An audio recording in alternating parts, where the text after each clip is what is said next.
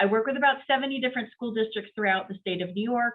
So dealing with a lot of these things on a day-to-day basis. I'm also an active member of the statewide special education task force and other advocacy and groups that work with and on behalf of students with disabilities.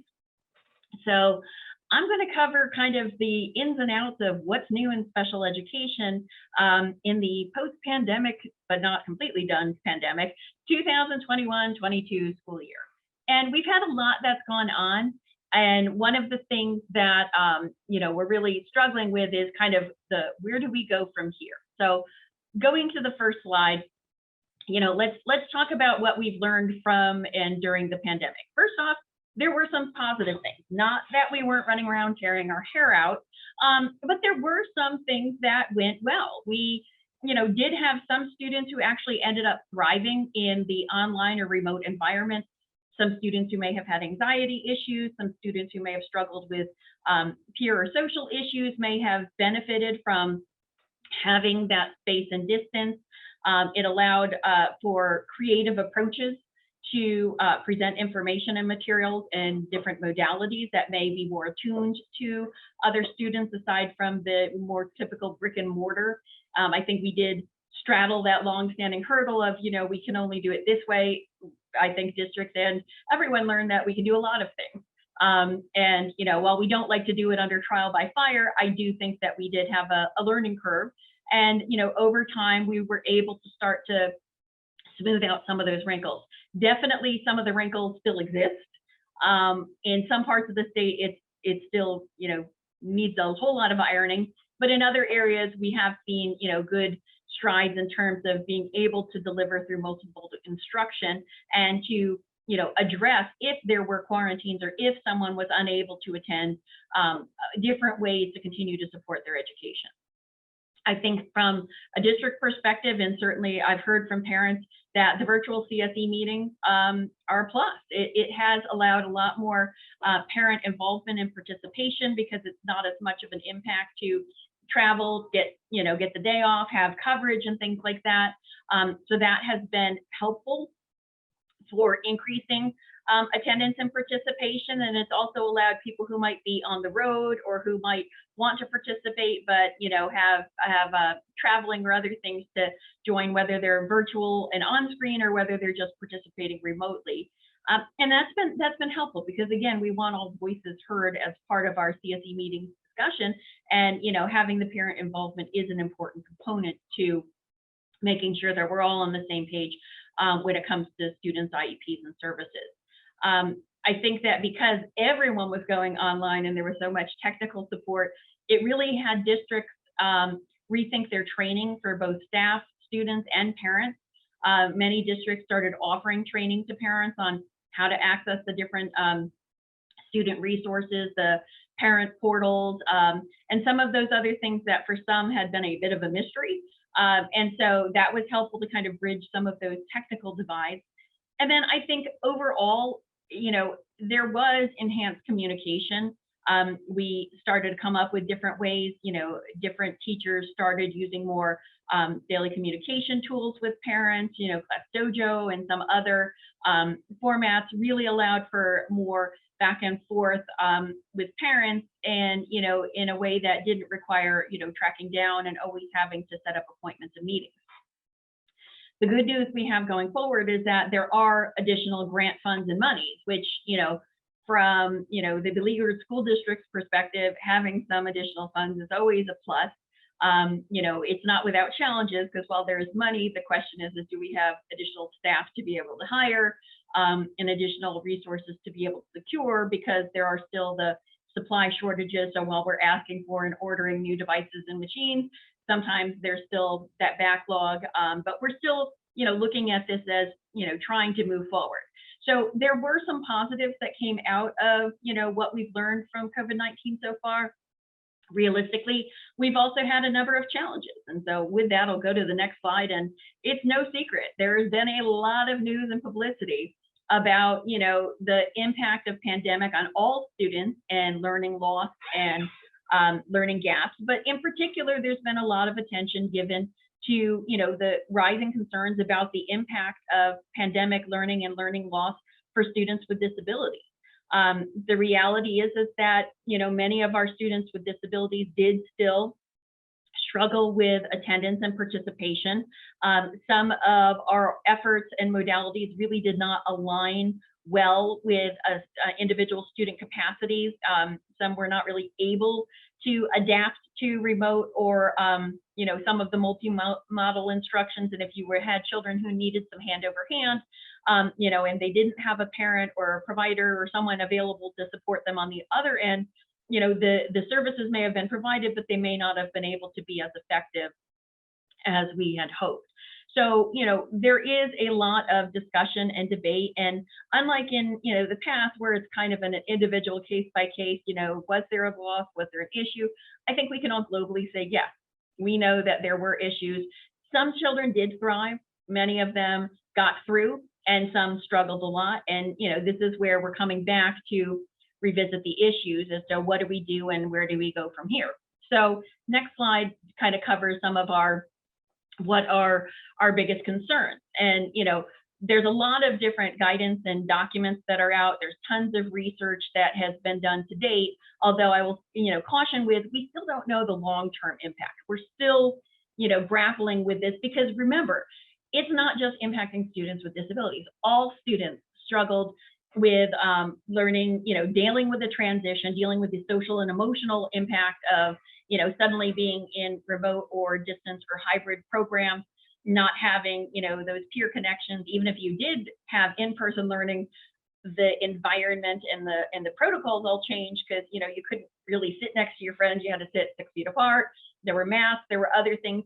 And so there was a lot of adaptations that we had to learn from. But, one of the examples, the Center for Reinventing Public Education put out a report in August 2001, and I think it really did encapsulate a lot of the basic concerns for everyone, both educators and parents, and, kind of the education, support industry, which is, we understand that not everyone was able to receive the same quantity or quality of services or therapies that they might have gotten prior to pandemic. Some of it was due to shortened school days or, opposite schedules because there was a finite number of teachers and providers and a large number of students that needed to be covered. But I would say that everyone tried to do the best they could to fulfill as much of, if not the entire IEP, using some flexible modalities. But, there were shortfalls, even under the best of efforts, that continued to be a challenge for a portion of the population. And I think that we also noted in the early information shows that there were higher rates of absenteeism, definitely incomplete assignments. There were students who struggled who weren't able to pass. And some of it was, just keeping up with the day-to-day work and demands and, learning without necessarily having those constant teacher check-ins in the same way you might have had if the students were in class, where the teacher would, buzz by the table and say, hey, let's make sure we're on top of this, but also longer term issues about mathematics in particular. And that's really because mathematics is really a cumulative practice of study. And, if you miss a concept or don't understand, moving on to the next concept becomes even harder. But generally speaking, there were, challenges in terms of delivery of key content and related services. I think that it was definitely more impactful for students who had very complex needs, particularly communication needs, or students with multiple disabilities. One, age, cognition, and communication skills would impact whether or not some of the remote programs or therapies were appropriate, were functional, were better than nothing. On the flip side, I think districts tried very hard to come up with creative solutions, did provide parents and, with home programs, with resources, with packets and things like that. But I think we're going to have to come back now, and many districts are already starting this.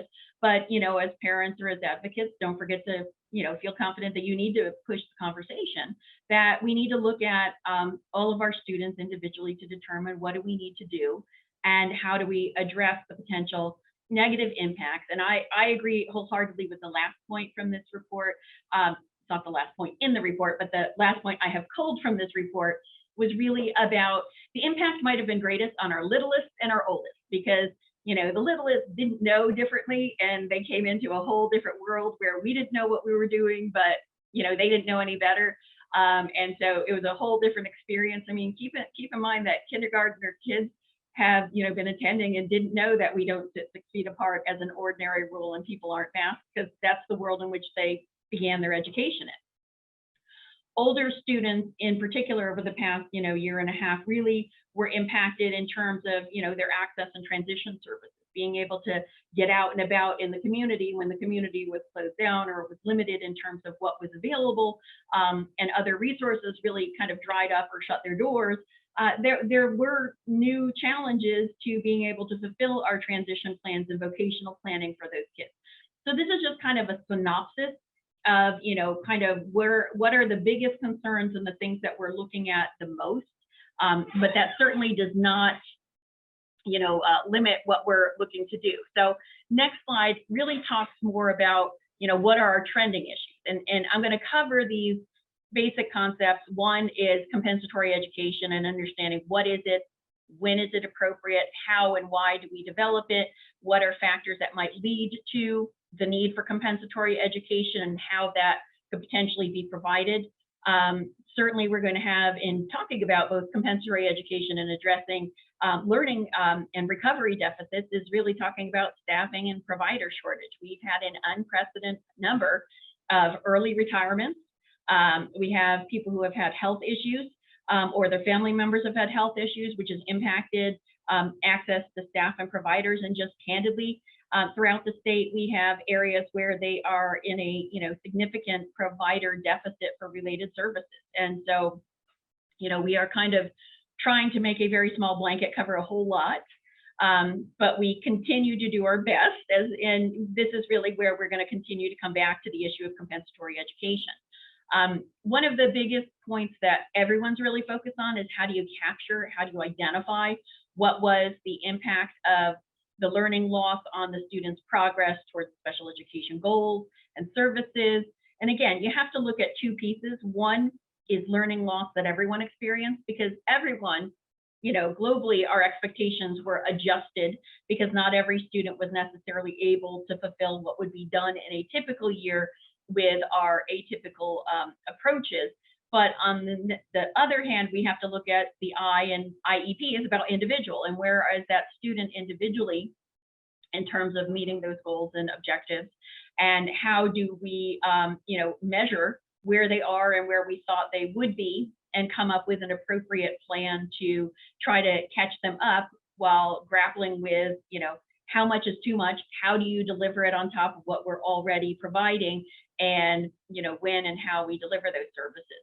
I've also highlighted independent educational evaluations, and I really want to talk about evaluations and IEEs kind of as a side-by-side companion, because I think that one doesn't automatically lead to the other, but it is a part of the options and services that are available for parents and students to help understand what's going on if there's disagreement with district evaluation. So next slide is where we really talk about what are we doing and how do we go forward from here. And this is really the same agenda for everyone statewide, whether you're a parent, whether you're a district, whether you're a provider.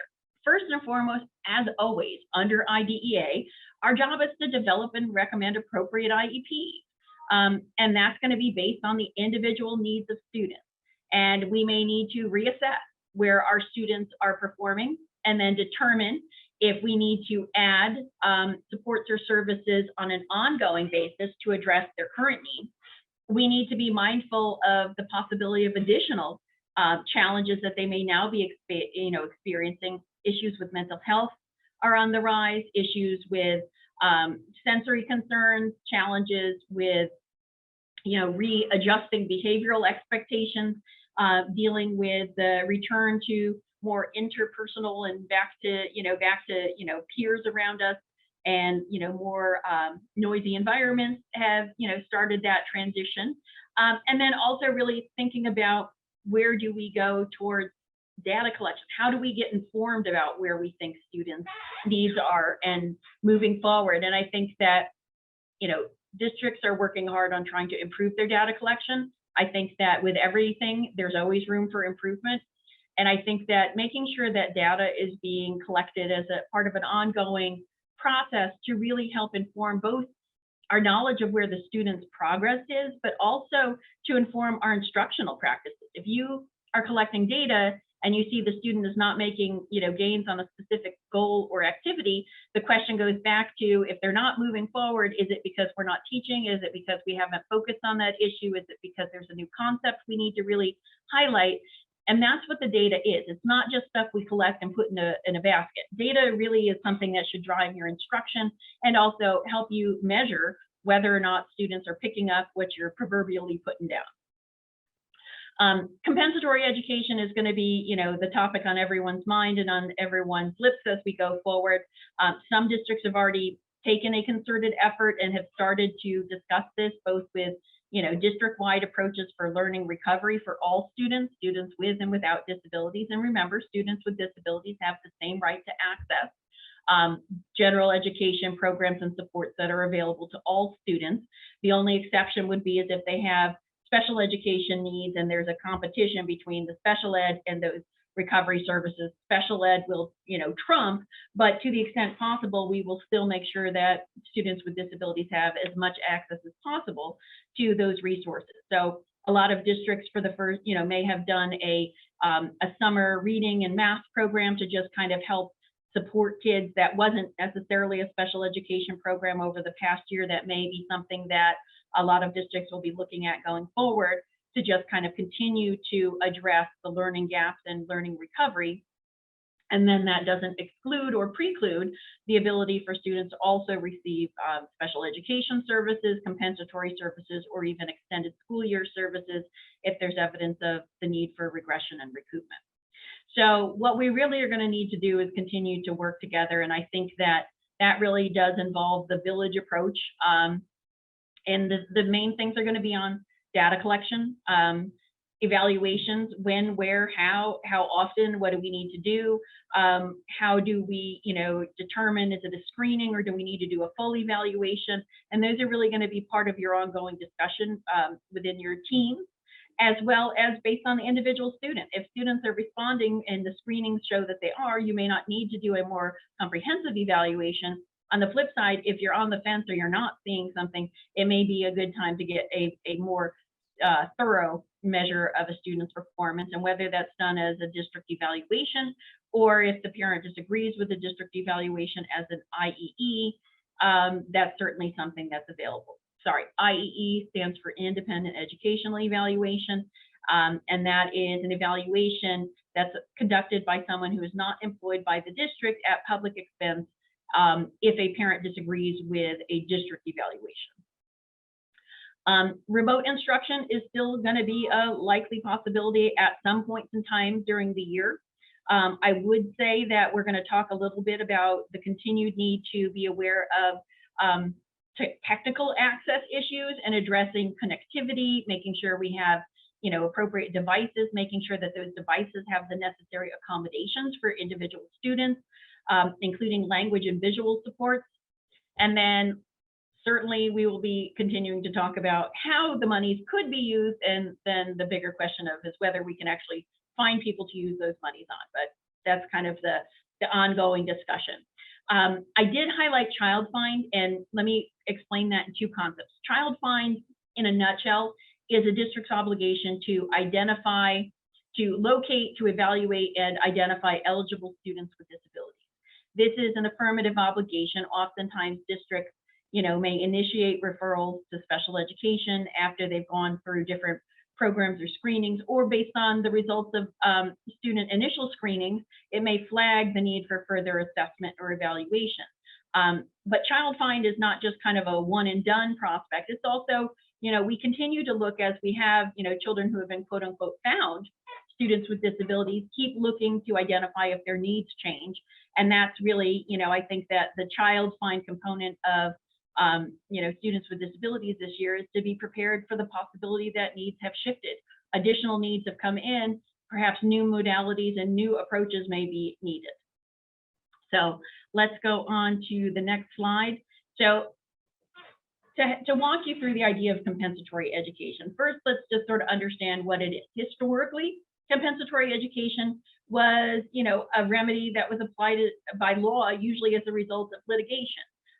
It's an equitable remedy as a denial of faith, which basically means if you didn't get the services to which you were entitled, we kind of find out a way to, qualitatively and quantitatively identify what was the degree of loss or the degree of impact, and then develop a plan to address that need to catch the student up or to put them back in the position they otherwise would have been in had it been that they received those services. Again, even if you get every service, there's not a guarantee that the student will always make progress. Kids have ups and downs. There's, different elements that occur at different points in time, but generally speaking, our goal is to see a positive trajectory.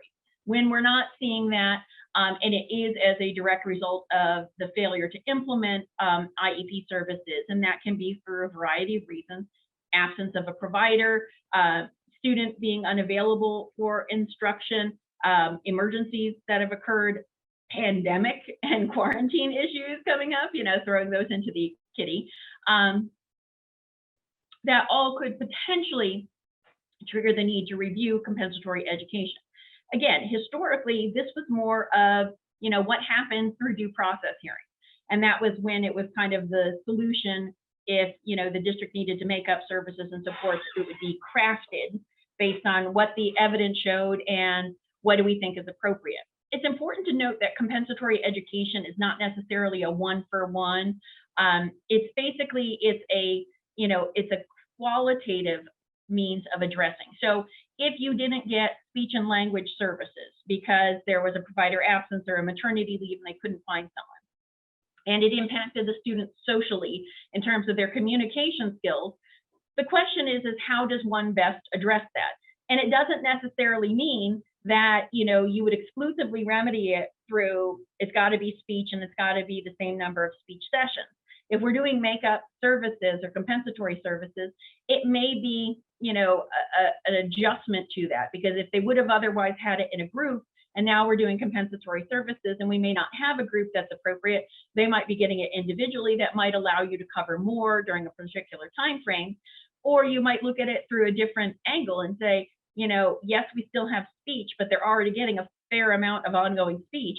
Maybe we look at supplementing through some social emotional counseling or some, social work skills to kind of continue to address that pragmatic social piece. But, again, that's how you can kind of mix and match. The end result is that it's supposed to be a remedy for the impact or the deficit that the student experienced. Usually that concept of compensatory services was not CSE derived. It was something that came out as a result of litigation. Next slide. Now we have our new concept of compensatory education, and it's really more, we're looking at this proactively. This is not a reactive, response to litigation. It's a proactive approach to address the needs that we clearly identify occurred as a result of some of the pandemic, experiences where there may have been learning loss and where there may have been a decline or a lack of progress to the extent that we had expected. This is all based on individual assessment and individual needs, but all of the guidance that we have continued to receive, and just highlighting a couple of them, USDOE stands for United States Department of Education. In 2020, they talked about, the need that once school resumes, because that was when schools were closed or closing, they wanted to make sure that CSEs understood that they would need to make individual determinations if there was going to be a need for compensatory services. And that's because right at the outset, they recognized that we were not necessarily able to fulfill everything because, some of those services really required that face-to-face, and we needed to make sure face-to-face could be safe.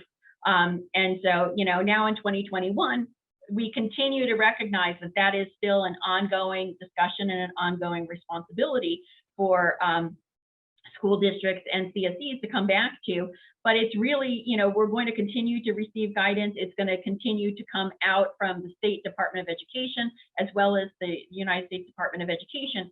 But ultimately, this is, an affirmative response and a proactive one, which is different from the way it was historically viewed. Next slide. So we come back to the school year, and there was guidance issued by the United States Department of Education. It's called the Return to School Roadmap. It's one of those additional documents that I have sent to Helen, and she'll make sure that you have access to. It's, a nice, like, 58-page document full of joy. And I do see that there was a question relating about reassessment and triennial, and I am going to talk about that as we move forward. So trust me, I'll get to that. But the return to school roadmap was kind of, one, it was late, because I always find it funny that they give us a return to school roadmap on the 30th of September. It would be helpful if it was more timely, but nonetheless, this is when they give it to us. And, the feds recognize that even with everything and even with all good efforts, and candidly, public school districts did really try to prioritize in-person experiences to really talk to and support their more vulnerable learners. So a fair number of districts really did prioritize that in-person services, to the extent they were limited, were targeting those students with disabilities, particularly those who would be most adversely impacted if they were not able to be in person. But even with that, there were still, shortfalls. And so we're really talking about making sure that this is a CSE decision, really to continue to talk about it. And it's always going to be based on the current needs of the student. And that brings us to the next slide, which is how are we going to go about determining that need? And so this is kind of where we get to the data versus progress versus evaluation, which sort of ties into the re-evaluation versus initial evaluation timeframe. So when might we determine that students might be at risk and need of compensatory education? First and foremost, we're always going to look to the student. We're going to look to what do we have in terms of their progress and performance? What is the data showing us about where they are? What was our expectation? And remember, goals are an indication of what our expectation is. We, establish goals of what we believe that with these supports and services, the student might reasonably achieve throughout that year. Where students were unable to achieve, and again, even in a non-pandemic year, students aren't always able to achieve each and every goal that is attributed, and for a variety of reasons: developmental changes, health and medical issues, provider challenges, difficult concepts that may not be as easily remedied, and then also sometimes they need a different approach or a different strategy. But that's always part of our discussion on a year-to-year basis. I think we also look at pre-pandemic progress and what was the student's typical rate then and where are they now. And, that may also be a look of kind of a compare contrast to see, did we lose ground from where we were pre-pandemic? Have we made gains? And what's the quality and extent of our gains? And again, understand that everyone is a little behind from where we expected to be because of the pandemic, but our goal should always be that important forward trajectory. And if we're not seeing that, that's a much more significant issue. I do think that we have a lot of districts that have been reviewing their, frequency and duration of special education services provided. Again, we had some creative and, problem-solving approaches to try to meet all of the needs, where they were doing remote services. Sometimes parents and students weren't available during designated times, so that may have required adjustment of services, and that may have also impacted whether they got group versus individual. So we look at what was provided and take a qualitative look to see where did that impact the student. The next slide covers a couple other things that might trigger the need for compensatory education, and some of that might have been we didn't get to or couldn't do the initial evaluation, or our implementation of services were delayed, particularly with preschool services. I'll just tell you flat out that was one of our biggest challenges district-wide, was that there was a grotesque shortage of providers. Several agencies literally folded up shop and stopped operating during pandemic. A lot of people retired, and so there was, finding people to provide services was a huge issue. From a parent and student perspective, I understand, but at the end of the day, you have an obligation to provide a FAPE, and that's absolutely true, which is why that's where we may have an obligation to go back and look at how do we address those makeup services. It's different, I think, when you have ongoing services that may be delivered, maybe not to the full capacity, but we still have something going, and it as compared to we have nothing being able to be provided because we don't have providers. And I think that that just adds to the deficit, and it creates anxiety over how quickly can we get the student services, and then how do we decide what the student can tolerate if we're trying to make up those services, because again, this may be a new experience for them where they haven't had services, and going 3 or 4 times a week can be a lot, especially for really young kids. Then if you're saying, well, to do compensatory, we're going to add another three per week on it, talking about 7 sessions per week is taxing both on the parents as well as on the students, to say nothing of the providers. And so that's really kind of the balancing act we have to look at. We did have, situations where we were not confident that the services that were provided, although they were provided and we believe they were designed to be meaningful, may just not have connected with the student. And then last of all, where, some of the services just could not be meaningfully provided, students who had a one-to-one aid where, we weren't going into the homes because 1, people didn't want people in their homes, and 2, we still had the health and safety issue, was not a viability. So how do you go back and address the missing, impact of an aid? It's not exactly something that's a science. So we have to look at those issues. And then I also, stress that the transition and vocational training and post-secondary activities were also impacted, and that may be a reason why districts are looking to compensatory education as a means of remediating that situation. So what guidance has New York State provided? And again, I give you the global, which is the US DOE guidance, next slide, and then I'll give you the New York State guidance, which oftentimes is an echo of the federal guidance, but it also kind of highlights some of the things that New York does that, perhaps New York is a little bit different because we have a lot of additional entitlements that go beyond what the federal laws require.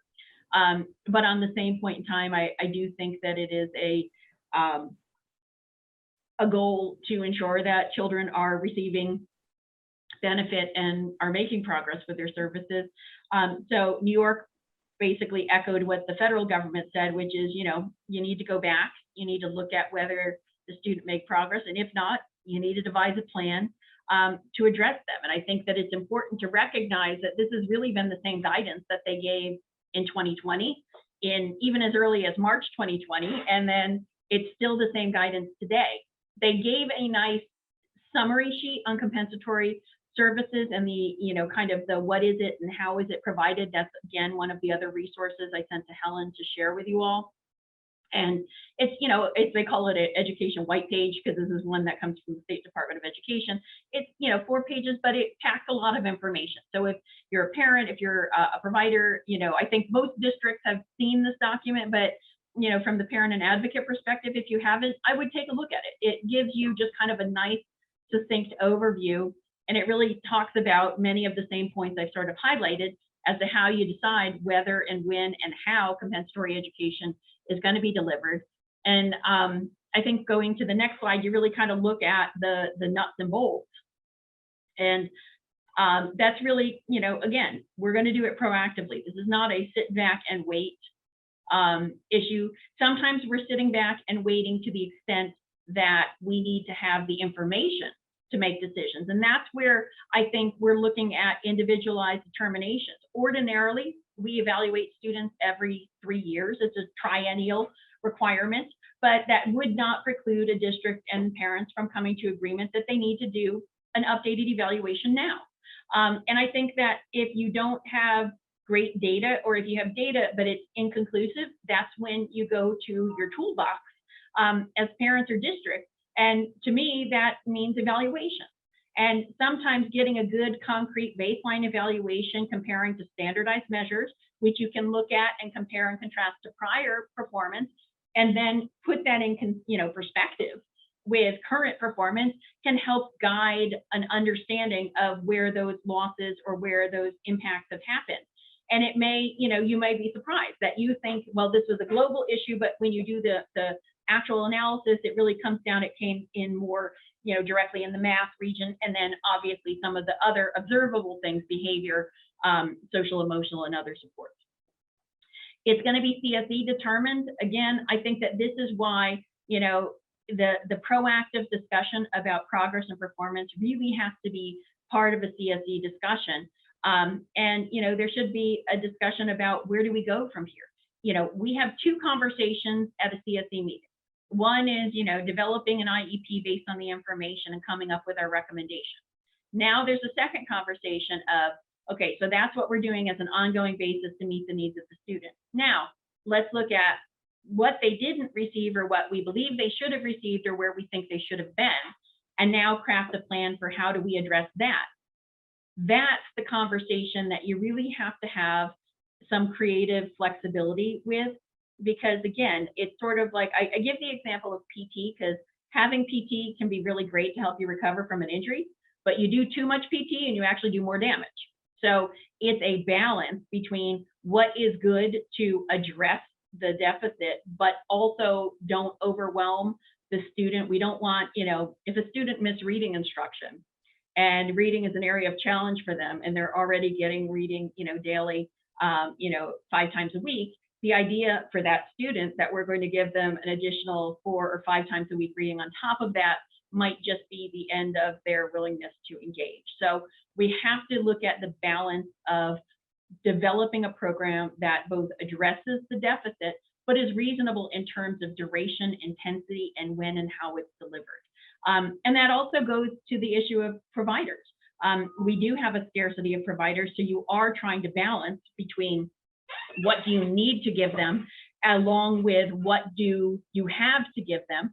And so I think many districts, when they're talking about some of these compensatory service solutions, they're talking about things that may be delivered over the course of a year, over the course of, a summer coming up, maybe even something that'll be delivered over a course of 2 years. Generally, our goal for compensatory services is to try to make the student, proverbially whole as soon as we can. But again, when you're talking about large amounts of makeup services or time, it may not be feasible to throw it all at the student at once. And that's why you have to kind of look at the balance to what is reasonable, what can the student deal with, what can we, staff and provide, and how do we balance it all? Because you still need to provide the frequency, intensity of any services that are recommended as an ongoing basis for the CSE. Then you potentially could add compensatory services on top of it. And some parents want the kids to access and participate in the learning recovery services. And so they kind of want to hold on those comp ed until they've kind of gotten a better fix of how, what was the slide, what was the issue. So it's not a, insert tab A into slot B. It's an individual, it's going to be a collective discussion, and it really has to be what works for the student, what works for the family, what works for the district, and what can we reasonably deliver to help move that student forward. Okay, so next slide. Girvin, I'm sorry, do you mind if I jump in with the question? Absolutely not. Go right ahead. Okay, I messaged it to you as well, but I'll do my best to summarize it. This question has to do with reassessment in Triennial during a compensatory school year. Mm-hmm. So this, in this situation, the student was set to graduate in 2020, but the district agreed to give the student a full replacement year. Now they're set to graduate in 2021. This year now makes it 3 years since the last mandated reassessment. During this replacement year, is the district mandated to schedule a reassessment? It says the student is out of district and these assessments are needed to transition to adult services. Can the district refuse to do a triennial? I would love to answer that question definitively, but this is kind of an unknown quantity because the potential extended year after a student exits at age 21 is unique. New York has provided that as a potential remedy, but we don't really have any case law. Generally speaking, we evaluate a student every 3 years. These compensatory service years may be something that districts have recommended and evaluated. It depends on how you came about that recommendation and whether there were any, I'm on a conference call, and whether there were any terms or conditions that might limit or restrict, entitlements to certain additional evaluations or services. Some districts did a settlement with parents to do those compensatory service years, but that includes that there would not be additional evaluations, there wouldn't be any, further assessments other than what's required as part of the delivery of that particular program. If that wasn't something that was decided, and if that was not, part of the settlement agreement, I think that there's a reasonable, question to ask if we could get an updated assessment. I think that there's a arguable basis that you could probably get an updated evaluation, and if the district were not to agree with the need for that additional evaluation, then the parents may be entitled to, request an independent educational evaluation at public expense. I will stress that this is untested territory because we've never had a law in place that is a kind of appearing and sunsetting law that pops up just in relation to the COVID-19. We haven't had any challenges on this particular issue yet. So I can't say what the decision would be on entitlement to those evaluations, but I think that there is a basic concept that would be relevant, that our goal is to prepare students to transition to post-school outcomes and activities. When they exit, there's an exit interview, and typically part of that exit interview and that exit summary includes discussion about the student's transition support, their needs, what their current skills are, what their current abilities are. If the last evaluation was over 3 years ago, even if they had graduated the prior year, my question would have been, should we have been doing updated testing or even just updated baseline testing to facilitate that student as part of their, exit and transition summary? If for some reason that's not something that was ever discussed or addressed, that's something you could talk about at a CSE meeting, and certainly something that you could advocate for. On the flip side, also remember that there are other adult services, and those adult services do also have the ability to conduct, fund, and arrange evaluations. So if they have exited proverbially the school at age 21, even if they're back for a compensatory year, that wouldn't preclude parents or advocates from also seeking updated evaluations and testing as part of those services, whether it's through OMH or OPWDD. So kind of a broad answer, but that's back and forth. So I saw one other question, I think. It may have been the one that it may have been the same question that I sent sent right. to you. Thank you, Okay. though. All right. So just sort of New York concepts of what we need to focus on. I think I sort of highlighted them as I was kind of chatting about it, so I'm not going to go through them again, but basically looking at what did we provide, was it working, what do we have, to show the student benefited? Because again, even though it may not have been perfect, the question comes down to, did the student progress? And sometimes, the flower grows notwithstanding the fact that it's in the middle of a mountainside and in the middle of a tree. Sometimes it does work. And so we look at whether or not that impact was, positive, and whether the student made growth. And the second question is what's the amount and what's the modality and where do we go from here? So next slide, just reiterating that this is really about an individual approach. Helen, can we go to the next slide? Oh, thank you. Any changes that we need to look at. And again, I stress on the changes because there's two things on compensatory education. One is whether or not we address the missed services, but don't forget ongoing services also may be adjusted based on what the student needs. So you have two simultaneous conversations. What do we need to do to fix what was not delivered? And what do we need to do now? And so even if we are talking about increasing or addressing services going forward, that doesn't preclude the conversation about compensatory services for past issues. So they happen simultaneously. Part of the conversation may be, we're addressing these issues now. We couldn't have addressed them before because they weren't really present or available. So that's why it's a new service, not a retroactive service. But compensatory education is going to be one of those balancing acts. We also may have kids who are going to qualify for extended school year based on regression recruitment, which they hadn't done, but that wouldn't also preclude them from being eligible for ESY as well as compensatory education, because those two concepts are separate and distinct, and there's New York State guidance that kind of includes that difference between the two, which are referenced in those additional materials that I sent to Helen to share with you all. Next slide, just sort of reiterates our kind of main point. It doesn't have to be in the same mode or modality as what was in the IEP. Again, we've got some flexibility to be creative. In some cases where we had, missed speech and language and communication, and we have a student who really is responding to and benefiting from assistive technology, sometimes that might be we, provide a home device separate and apart, plus with all of the programs. In addition to what we're doing with them at school, that may be a creative approach and solution. That's not necessarily the only approach, and it may not be a full solution. But again, those are some of the ways you can kind of look at mix and match. But again, it still has to go back to the primary issue, which in that case was communication. And then I always talk about when and how you do it. Again, we have the ability to do it over summers, over breaks. You could potentially do extended school hours if you have the ability. I will say contractually for districts, that's always a big hard.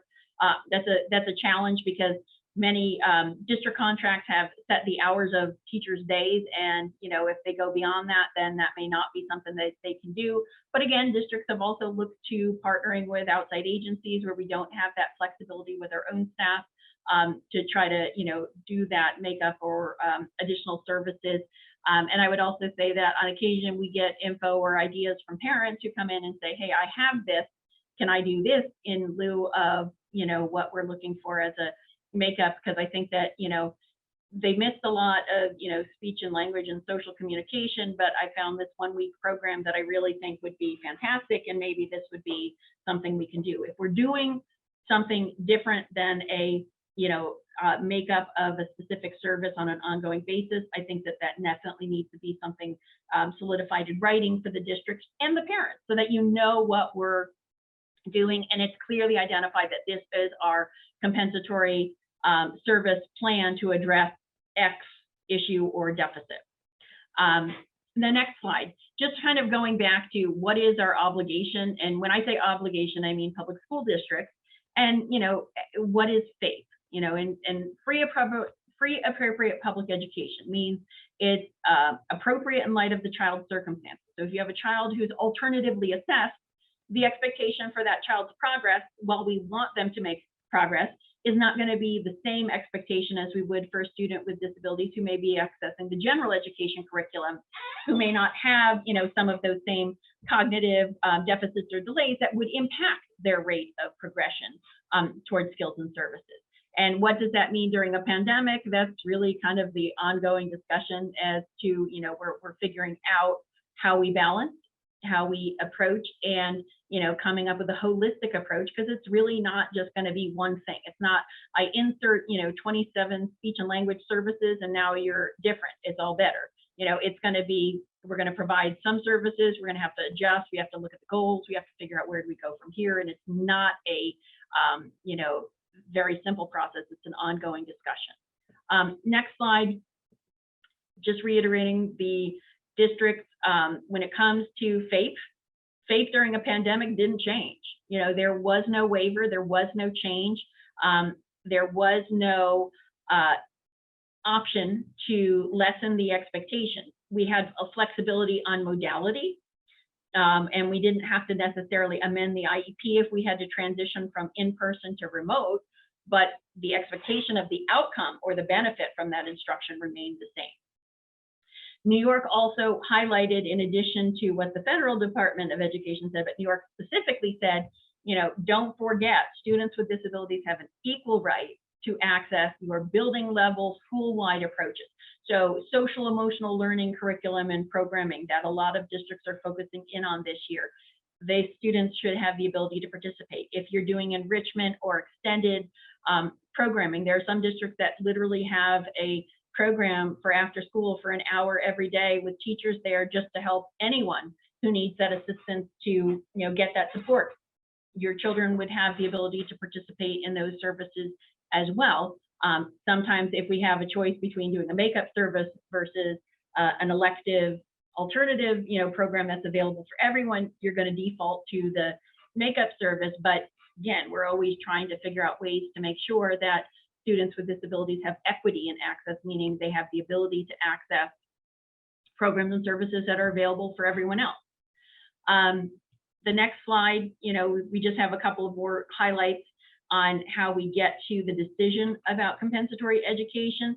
The United States Department of Education has opined basically that if a CSE goes through the process to determine what is necessary, it's based on data and information, it's based on a discussion, and you develop a plan to address the student's needs for supports and services, in all likelihood, if that were later challenged, courts are likely going to give deference to that plan that was developed along those lines. Now, if the compensatory services are not part of a discussion, or not part of data-driven decision making, and that may be a different response. But if you go through this process, and if you do it the way you're supposed to do with the guidance the state and Fed Department of Education have provided, it should be a plan that would potentially withstand a challenge if one came about. So going forward to the next slide, we've got, where are we going to go with our comp services?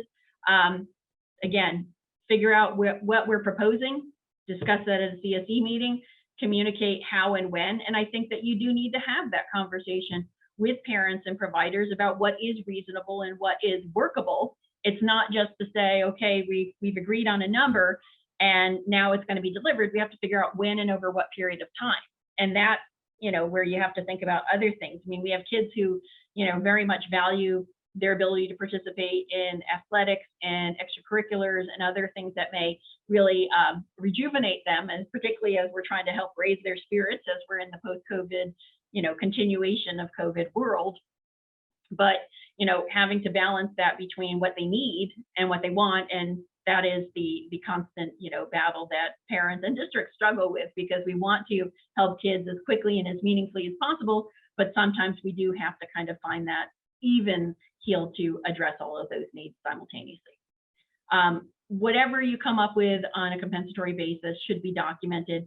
Some districts are putting a compensatory service on an IEP, but if they do, they're making it very clear that this is in addition to your existing IEP services, and it is, has a finite period and an end date. I find that's a little bit hard because I think it's difficult for people to understand and separate the difference between ongoing services and compensatory services on an IEP. My, districts and my folks have typically leaned more towards a settlement agreement. Again, identifying how those services will be delivered, what those services are, but it doesn't necessarily always, go directly into an IEP. It may be in the prior written notice. And it also depends on how you're providing it. If it's something that's being provided after school or through a contract service provider, that may be more of a, you get the services, the district reimburses, or vice versa, as opposed to, we're scheduling extra sessions to push into the school day. I mean, again, if you're talking a relatively finite number of sessions, that may be viable, but if you're talking, a larger number of sessions or a variety of different supports, that may not be something that you can feasibly add on to a student who already has a lot of services within the course of their day. I also did want to point out we have had this happen where districts have gone through and talked about and recommended compensatory services, and the parents have said, I'm good. We're done. I am up to here with COVID. I don't want to have any more. I think you did the best you could. My child's fine. We're doing good. Please, no more, no more. That's okay. And again, I call it the COVID fatigue. We are all kind of at that point. But if you have offered and made a recommendation to provide those services and parents have declined them, that needs to be documented that, there was a proposal, here's the plan, etc. Again, I think that there needs to be a discussion that sometimes that's true, and I understand that, but if we've identified that we really think that there is a need to address this service and parents are saying no, sometimes we can say, well, let's talk about that. Maybe there are different creative approaches we can take. Maybe we can spread it out over a longer period of time. Maybe we could, just do a focused, primer of this during the summer as a burst of service instead of having it over a long time if it's the amount of time that's a concern. Sometimes you can work your way through it, but if not, that's something that we would document and make sure is clear. So we have our next slide, which is really talking about the independent educational evaluation.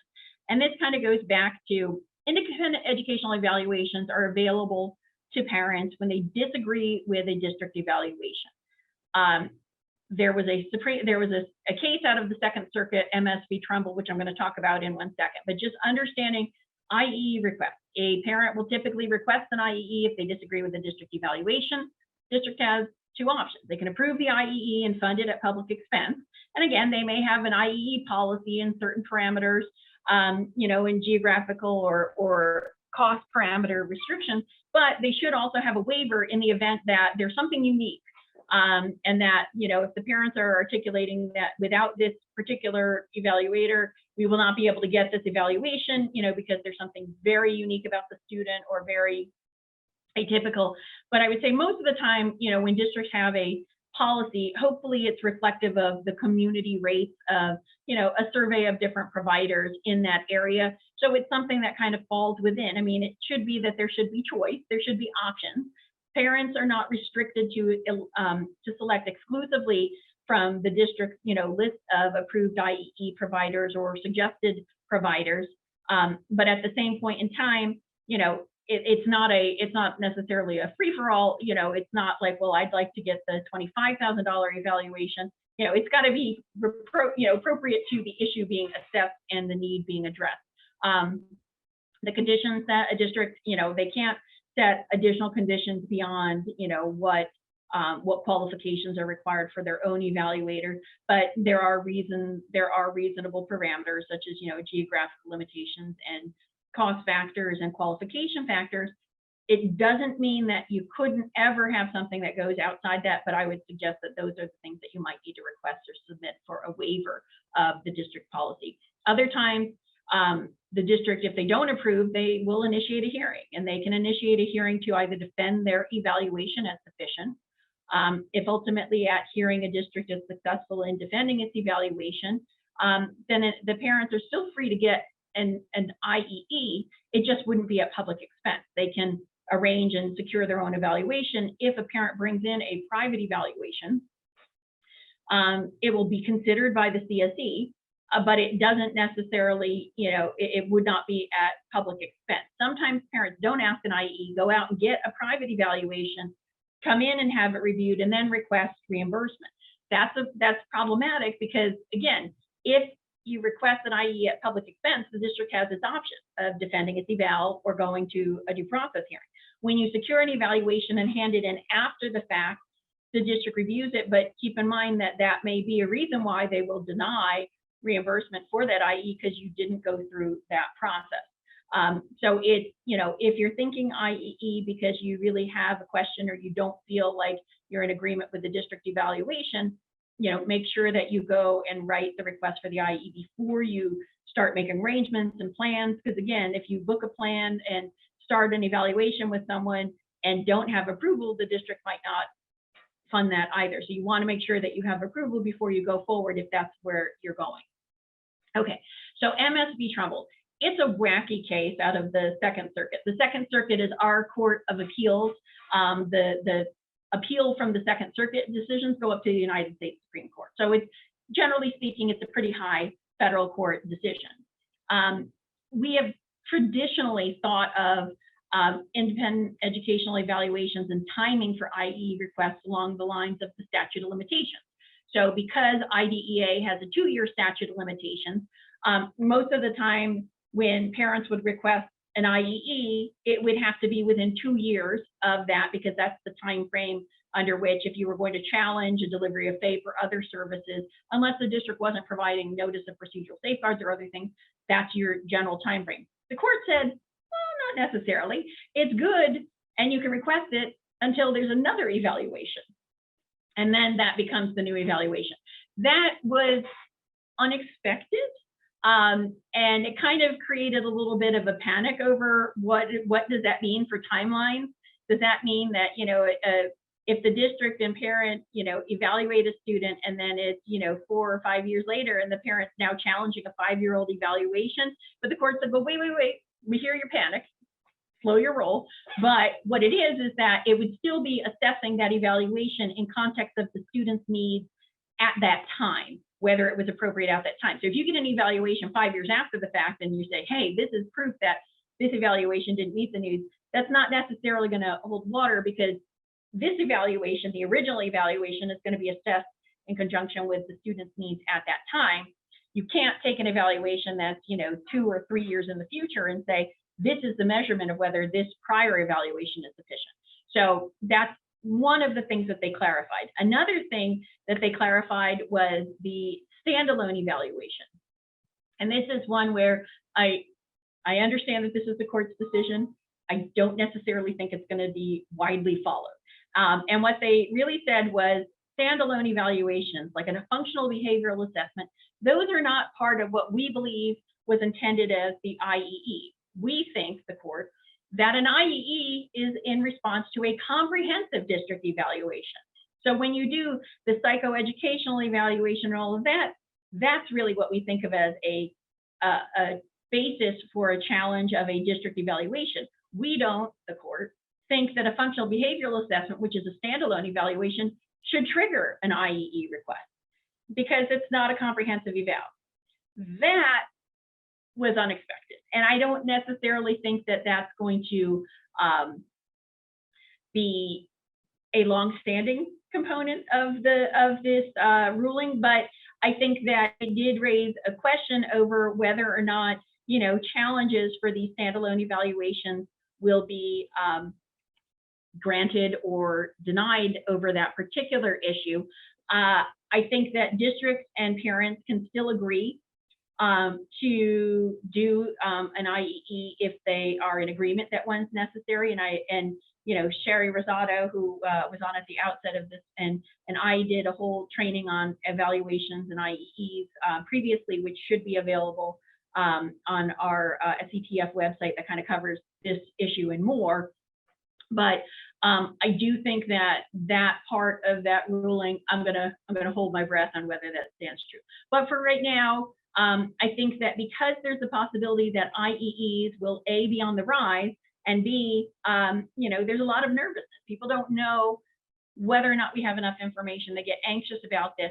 There's two ways that districts can respond. One is wait and see if the parent goes for an IEE. And my suggestion to my districts is, if you think that we need more information, get it.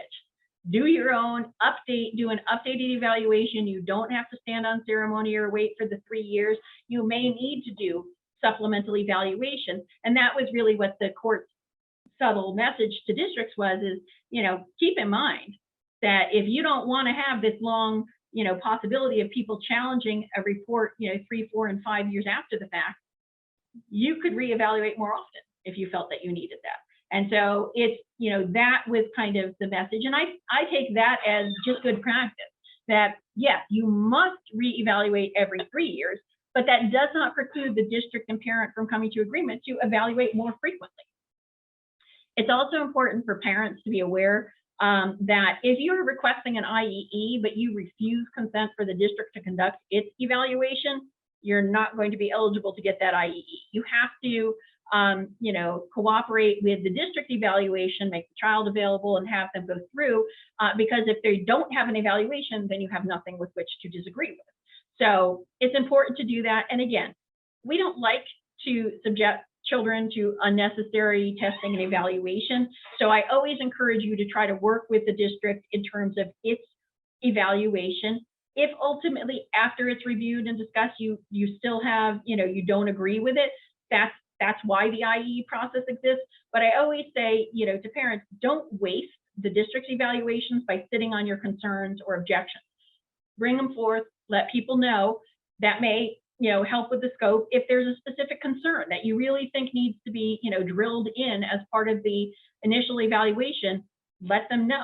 Again, not every district will do every evaluation under the sun, and that's kind of their, prerogative.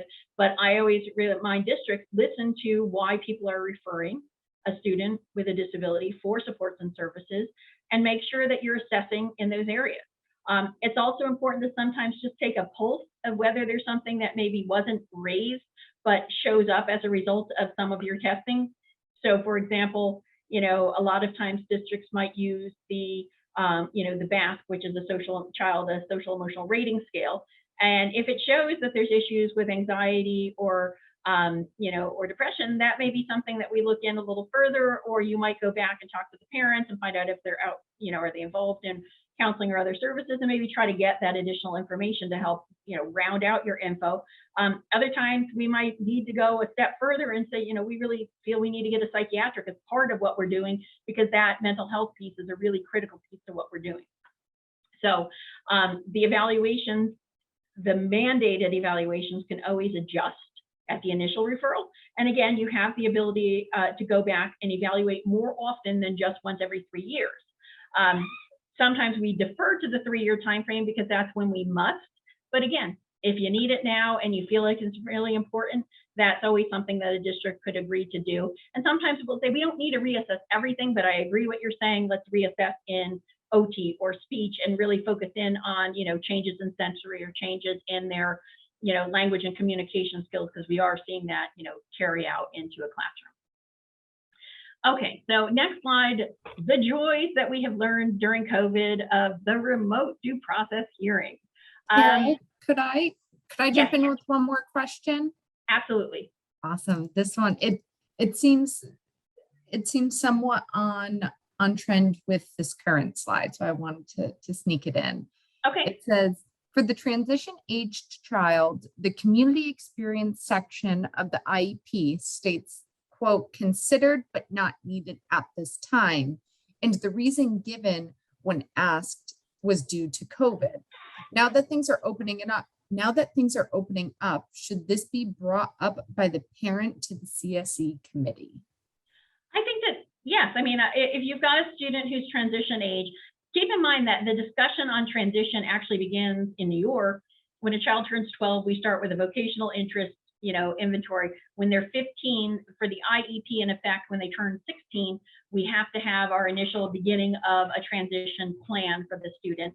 And sometimes that transition plan at that age is really continue to work towards, social emotional counseling, communication, and, achieving and pursuing the required credit and courses towards graduation and diploma.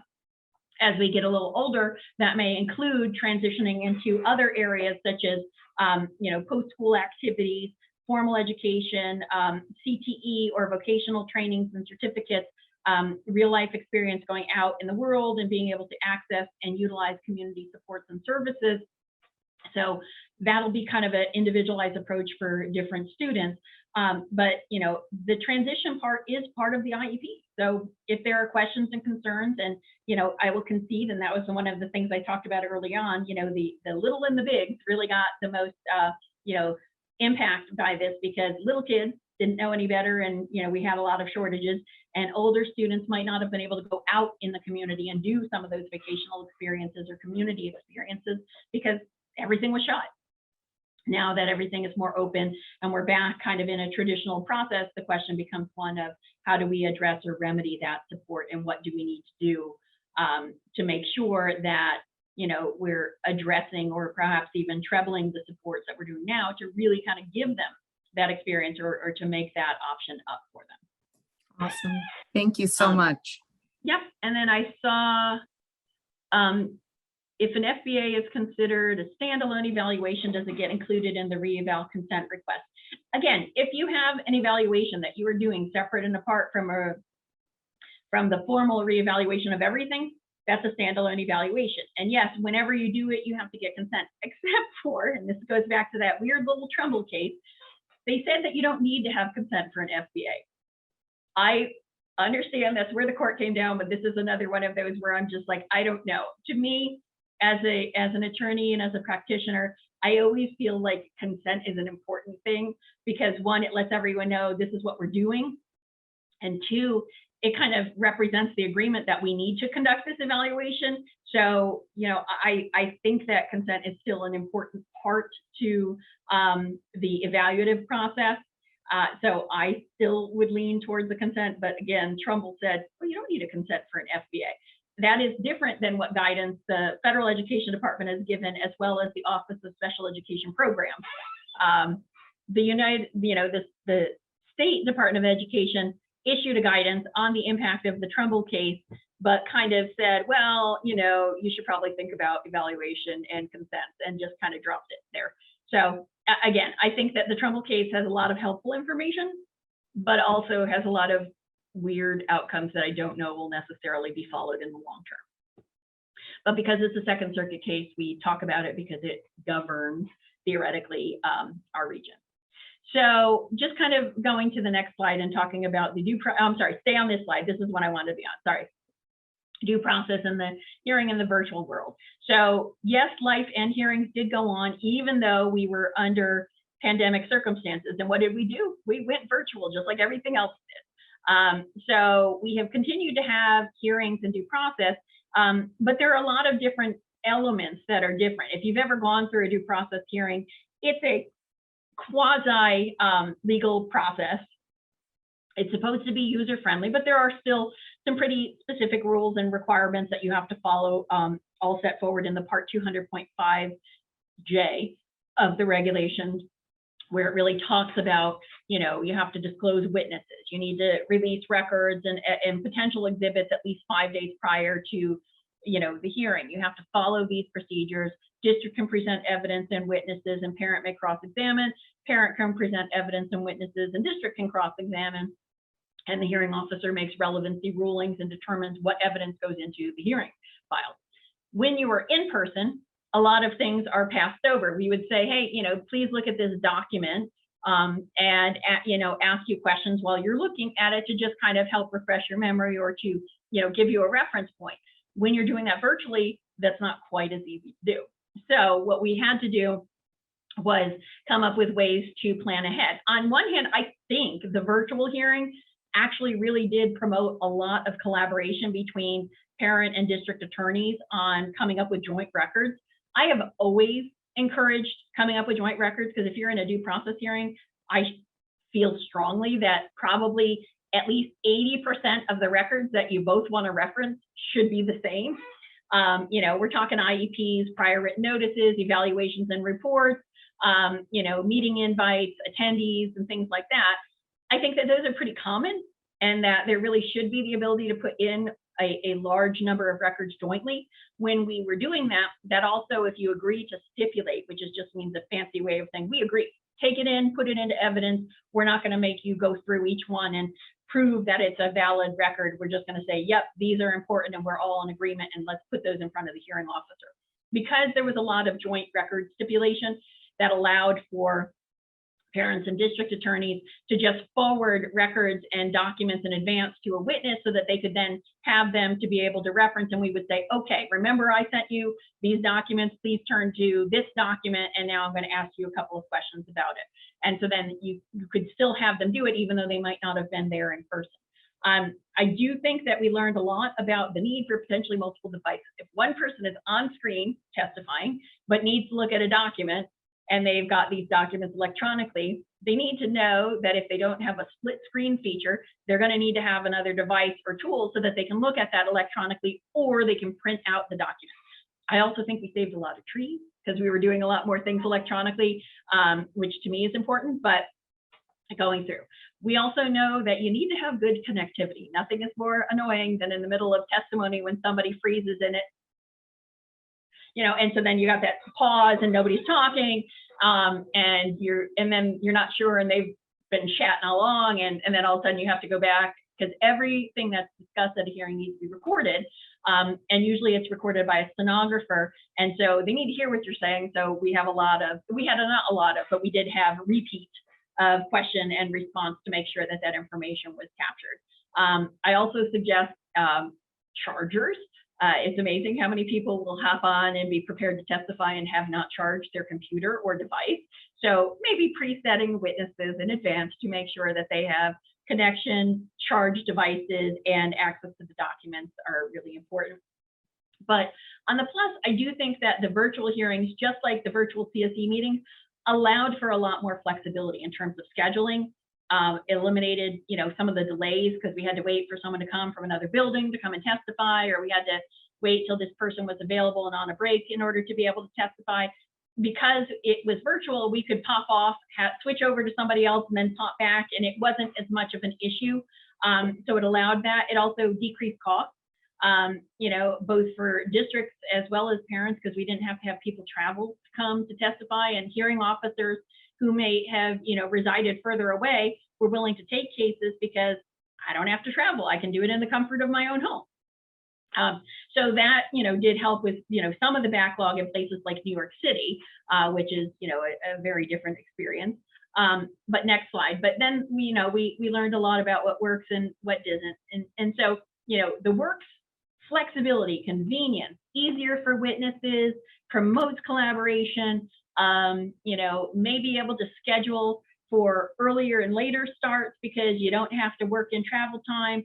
And it may allow you to kind of do pre-record disclosure to witnesses to give them time to process and review stuff instead of hitting them with it right at the table under the gun under a question. On the flip side, you got to have people who are tech savvy. They need to understand how to do it. You might need to have someone to back up there in case your system goes down or you don't have connectivity. Yes, there will almost always be a fire drill during a virtual hearing if you are doing it remote at some point in time. Just know it's going to happen. Feel bad about it, but be prepared to adjust to it. I've also done lockdown drills and one time where the power went out. So things happen. Be prepared to adapt, but more often than not, that's not the main thrust of the experience. You do need to plan ahead. You need to have you need to be prepared that although we love having the ability to do everything electronically because it saves some trees, there are some hearing officers that always say, I still want you to send me a hard copy of everything.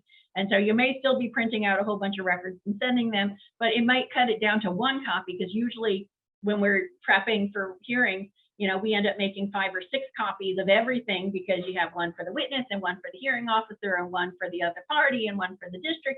And you might want to have a set for your district representative to be able to go through.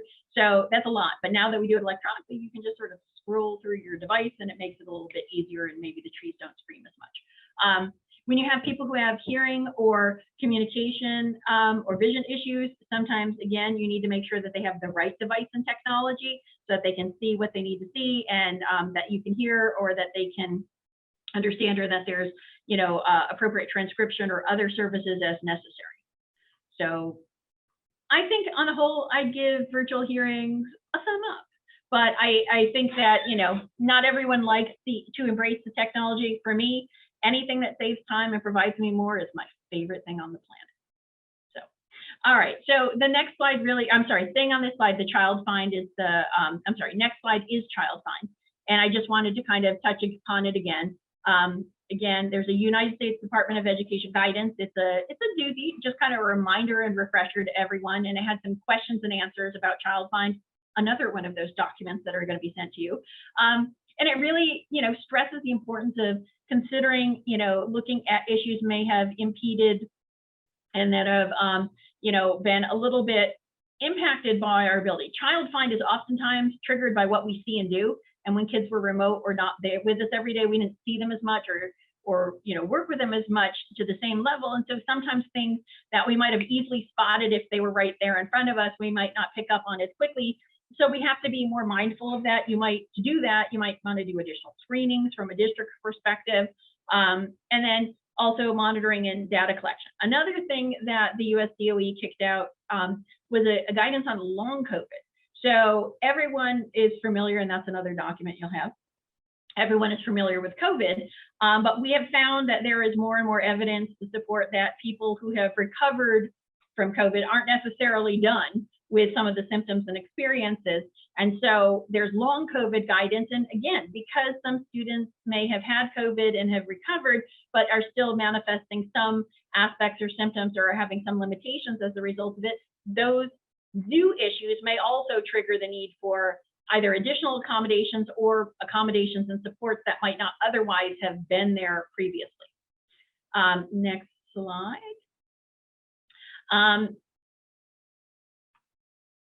One more slide, we were on that same one. Okay, so Another big thing about is, the emotional intelligence, EI, and really talking about social emotional supports. And this is really, just a much bigger issue. Everyone in the world was somewhat traumatized by the whole experience of COVID.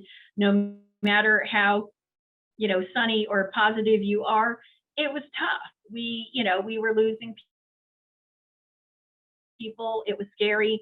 There was, just an overnight shift. Suddenly, you forgot what people's faces looked like. You disconnected. A lot of people felt very isolated and alone. And now we have kids coming back to school who, have missed some of those connections. I mean, let's be honest, we had kids who, 2 years ago graduated in a car when they did a drive-through graduation. So some of those experiences weren't there. And we really, are looking to recognize that there is some trauma or anxiety or just an emotional impact that has occurred. And that's, for students, staff, parents, community, everyone. So we're really trying to recognize and develop plans and supports to address and help students and everyone process these experiences, recognize, I think that there is a much greater degree of conversation about mental health, that, it's okay not to be okay, and that it's important to seek assistance and to request help and support. And I think that districts are really trying to expand those supports through, school-based counseling, building level plans, their character education program, and really kind of promoting more social, emotional, and mental health and well-being. Certainly they've, been promoting, the safety issues, being more attentive for potential, statements of self-harm and issues, and really trying to make sure that we are mindful of the need to kind of holistically address the whole child and not just focus on, the disabilities, but also, how we are as a person, how you are as a balance, and making sure that those supports are available to them. Next slide. I did reference it and we kind of talked about it. You went backwards, we gotta go forward. Okay, I did reference it and we talked about the unique legislation in New York, which allows for the continuation of students who would otherwise have aged out at 21, because IDEA covers basically birth to 21. So from 0 to 3, that's early intervention services. I'm not really gonna talk about it. From 3 to 21, so 3 to 5 is preschool, and then 5 to 21 is potentially school age. Usually when you complete the school year in which you turn 21, that's when you would age out. Because of COVID and because of the impact of COVID on, a variety of both access and participation and engagement and modality issues and connectivity, the legislature said, hey, if we have students who weren't really able to complete their IEP services, they have the ability, and the district may recommend or offer to have them continue until they complete their education, and they could be eligible to continue, for up to the 22-23 school year. But it only applies to children who would graduate or who were eligible to graduate during the 2019, 2020, and 2020-2021 school year. Wow, that's too many 20s in a row. But yeah, so it's a small pocket. And again, a lot of kids, notwithstanding COVID, still met their expectations, graduated, were able to go on, made their transition. But for those students who really were impacted and were unable to participate and really did have kind of the fuzzy end of the lollipop, that's what this option is available to support. Next slide. To the extent we are continuing at different points in time or have the possibility of the need for quarantine or virtual instruction, whether it's because of inclement weather or quarantine or other, if there was a new safety provision that required us to kind of go back, it's important to recognize that if you're doing online supports and services, you have to make sure that it's available, and you might even look at remote or virtual as a means of addressing some unique needs of students who have health and medical needs that might need an accommodation for quarantine, and for some kids who really seem to struggle with the in-person learning, that may be a viable option. I think a lot of districts or BOCES have kind of partnered up and paired to create like a virtual school option which may be utilized for some of those students for these periods of time. I think many districts are using that as definitely as a medical model, but they've also had some exceptions for students with disabilities who may require that as a reasonable accommodation. Next slide. When you're doing remote or virtual, again, it's important to make sure that we've addressed issues of equity, accessibility, making sure that when we have someone virtual, they have what they need, devices, the connectivity. They might need to have a MiFi for a signal booster. They might need to have training on how to use the devices, particularly if they will not have someone there to train them in that moment if mom and dad are there but are otherwise, you know, engaged in work because they're working from home and online, so making sure that that's there. Just because someone has a device in the home doesn't mean that that device is going to be dedicated to that particular student. So it's also really important when we're talking about virtual and online programming and you're like, well, the family said that they have a device. You know, if there's more than one kid in the home and the parents are there, you need to talk about the kids having a one-to-one device because they may need to be on at the same time. Siblings or others are on, and we don't want them missing class because they didn't have the necessary device support. And really making sure that if you have the ability and you know and identified students who do not do well virtually, try to prioritize them, in particular students with disabilities, for in-person learning when that option presents itself.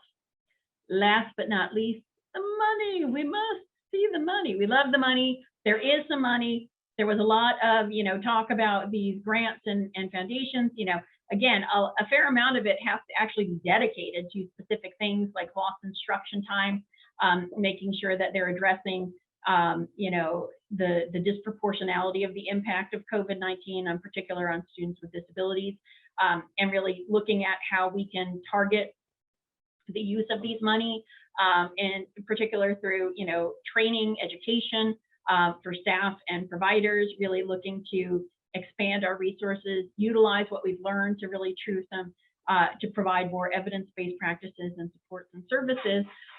And then, you know, the next slide just kind of covers a bunch of different strategies that I, you know, find that districts are really looking to use some of that funding for, and these are all acceptable uses from OSERS, which is the Office of Special Education and Rehabilitative Services, and the DOE issued this guidance, and it really talks about, you know, what do we need to use that money for? Obviously, you can use it for health and safety equipment, but, you know, it's also more about technical assistance. We're doing a lot of, you know, PBIS and mental health supports, improving technology. Boy, did we learn in a lot of districts that their technology needed a serious upgrade, protection, you know, different components, making sure we had more devices, dealing with, you know, evaluation backlogs. We can certainly try to get those caught up, or maybe hiring out to get private evaluations done just to fill in so we can get those, you know, expanding and revisiting our transition programmings and supports, really looking to try to make them more robust, particularly where we may be looking to increase the community-based face time, particularly for students with disabilities, and other capacity building issues, meeting personnel shortages, which is just the universal issue everyone is struggling with. You know, that is still a problem because while there's money, we still need to find that unicorn to hire them. And that has been an ongoing balance because everybody's trying to hire that same person. But, you know, at least there's a possibility of hiring, as opposed to when we don't have money, but we have the need to provide services, and that's, you know, a much harder boat to be in. So, all right. I want to check to see if there are any other questions in the chat, and if not, I will open up to other questions. I think we already addressed that. Okay, no, I think we're good with the questions. So, questions, concerns. If you are, you know, camera shy, you can post it in the chat box. If you are not and would like to, you know, unmute yourself to pose the question, I will do my best, with the caveat that I cannot provide legal advice, but I will give you my general gist of, you know, suggestions and ideas. But ultimately, you know, I can only advise or provide information based on what you tell me. And sometimes when people omit info, it might change the guidance or recommendation, I think. Okay. Unmute away if you have questions. And if it's silent, then we'll let you go. Hi, Tara. Tara, I have a question. Yes. Oh, okay. Can you Kevin's go got the over question. a little bit the difference between compensatory and ESY and how one can be used to complement the other, I guess, is the best way to put it, maybe? Sure. Children can qualify for extended school year services based on evidence of regression and recruitment. What that basically means is if a student with a disability is going to take more than 6 to 8 weeks, that's the typical period of review that we do at the beginning of the year to kind of catch kids up and make sure that they didn't lose skills from the last year into the new year. If they're going to require more than 6 to 8 weeks in order to maintain that skill that they had, that's when we look at their eligibility for extended school year service. How do districts determine that? During the year, they look at, evidence of students struggling with, maintaining skills over weekends or over long breaks or over extended absences from school. And if that, is indicative that the student really does kind of have that, immediate loss of skills, and it takes, Monday, Tuesday, Wednesday to get them back up, and then they have Thursday, Friday, and then we're right back, Groundhog Day on Monday, it's tough because sometimes kids do need that cyclical constant reinforcement. That may be when they would qualify for extended school year services. Compensatory services is based on, a denial of FAPE. So it's separate. You might have some kids who will qualify for extended school year service based on the regression and recoupment, but who also might be eligible for I'm on a conference, who might also be eligible for compensatory services because they have, a denial of FAPE issue, and we're trying to address or remedy that lost support or service. So it can be in conjunction with, it could be two separate issues, and it can be, a combination thereof. So it's clear in the New York State guidance in particular that ESY is different from compensatory education. ESY can be used as a means of addressing students who have had learning loss, but it's not necessarily going to exclusively cover any, compensatory education service needs. All right, I asked because I thought there was some fine line guidance that came out that said. In March, I think it's March or April of 2001, the New York State Department of Education issued a series of guidances, and one of those is one that talks about, there were two guidances, one that covered eligibility in ESY, and the other was compensatory services. Ironically, the one that covered eligibility in ESY really was the one that talked most about the distinction between the two. Thank you. Okay, it looks like Despina has a question. I see her hand raised. How polite. I love that. Hi, Ms. Moffett. Thank you. Good afternoon, everybody. It's my daughter that received the full year. We switched an exit to a CSE, full CSE meeting. And I'm finding that because COVID is unfortunately still here and alive, that we're pretty much having the same year as she did last year, with the difference is she's in person. And some of her related services are in person. We haven't been able to find staff, of course, and I'm sure this is for everybody. I've been hearing this for her extended school day. She does receive extended school day services. We haven't been able to find any staffing. With that being said, and I noticed in the slides something about continuing services beyond, 21st, 22nd year. So yeah, she did receive a replacement year this year.